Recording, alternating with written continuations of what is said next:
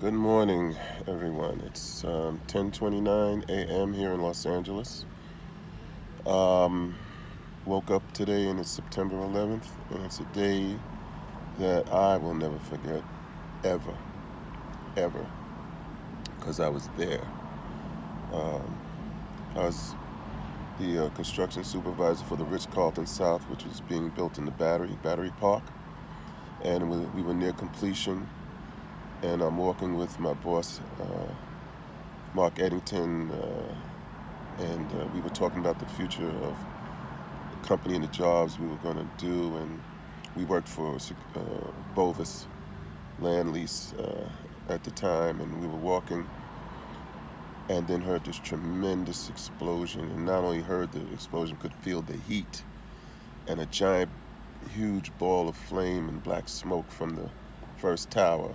At least 15 floors were lit up, and we thought it was a bomb. And of course, there was a moment of surrealness, like this ain't really happening in New York. And then it wasn't until the second plane came over, when everybody was outside watching the tower smoke, that I knew it was on and popping. And that plane almost hit the tower, the hotel. And then, of course, the guy opened up the throttle and crashed into the second tower. At that moment, I knew we were under attack. It was a terrorist attack. There's no doubt about it. It was apocalyptic when they collapsed.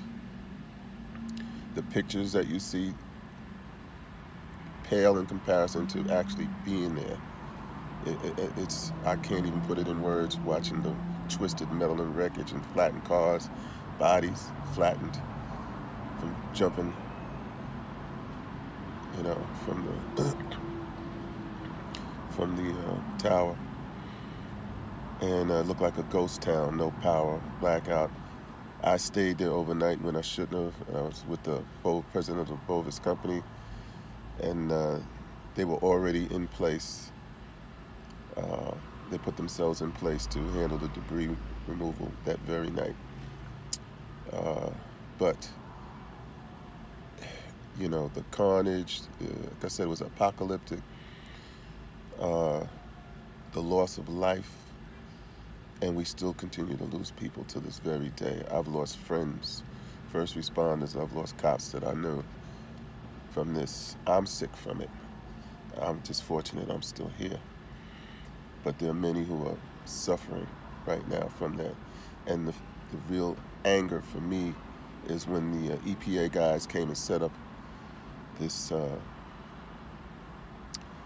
weather vane air collection system near the command post. And the guy was telling me that this air sucks. It's not good. I don't know why they're putting these people back to work. That's what he said. And you all know what happened then afterwards.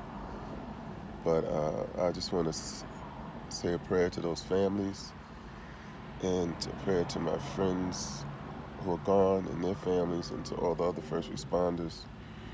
And I'm praying for this country, really praying for this country. And the sad part about it, when that happened, everybody was coming together. It wasn't, people hugging you that you knew never liked you and stuff were hugging you because they were scared to death. It took a tragedy like that to shake people up, to realize we're all human. Why does that have to happen like that? Why? To wake someone up. Well, America needs an awakening. And I hope we never forget this, ever. And I'm praying for all of us, praying for this country, and praying for my people. And if you have a God, pray to that God, so we can have some type of peace and respect on earth for one another. But every day that this day comes around for me is always a tough day. Always a tough day. And I know it's tough for those families and for this country. So pray for them, pray for ourselves, and have as best a day as you can, and have the best life you can have, because it's there for the taking. Goodbye.